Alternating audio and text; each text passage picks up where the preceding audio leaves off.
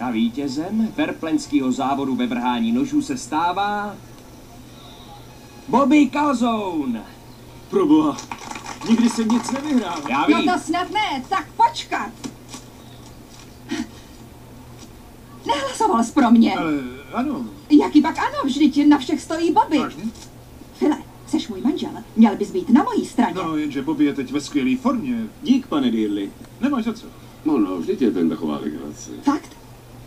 Prohrála jsem, Vajete. Jsem břídil. Přišlo by ti to legrační? Poslouchej, mrzí mě, že jsi prohrál. No jasně, je to jenom hloupej malej závod, já vím. Vítěz je jen jeden. Ale já jsem nikdy nevyhrála, nikdy jsem nedostala Ty šanci. trochu přeháníš, je to obyčejný závod ve vrhání nožů. Možná pro tebe, ale pro mě už ne. Moc jsem chtěla vyhrát.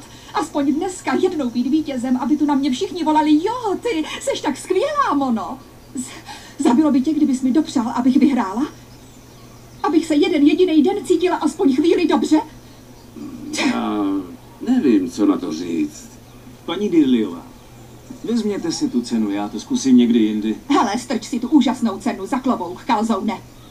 No tak, Bobby to přece myslel dobře. Nestojím o soucit. Když ti život přináší samé brambory, udělej si bramborový salát. Mně život přinesl hromadu sraček. Co mám teda udělat z nich? Sračkový salát? Ty buď sticha. Vy všichni už raději mlčte.